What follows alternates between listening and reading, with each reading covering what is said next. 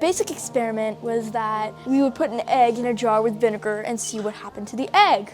And it was actually a very interesting experiment. The outcome of the experiment was not one that I would expect.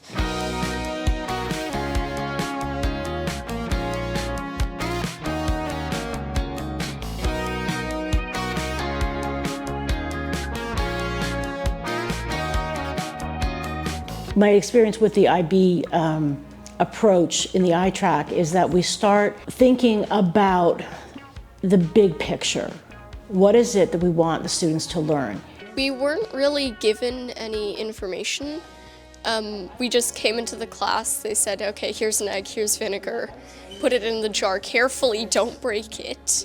It definitely made me ask a lot of questions because I knew but also kind of didn't know what was going to happen.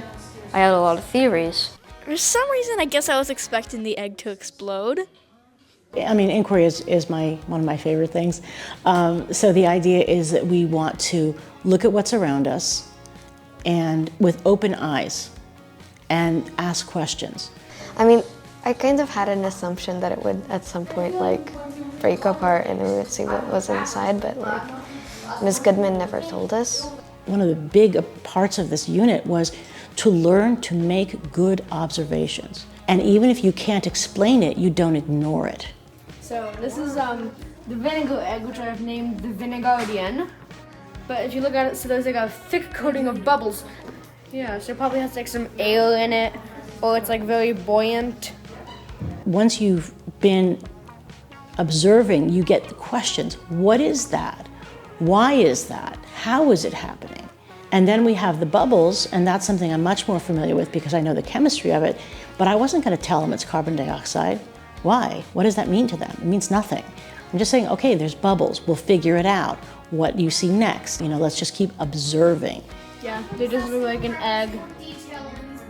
They don't float. Oh wait, that's weird. Wait, the one in the vinegar floats, but the one in the water doesn't. So the students were really, really fascinated by the changes that they saw. And then we started into speculation, and at that point they were like, could we just find out what's happening? I'm like, okay, now that you really want to know, now we'll discuss it.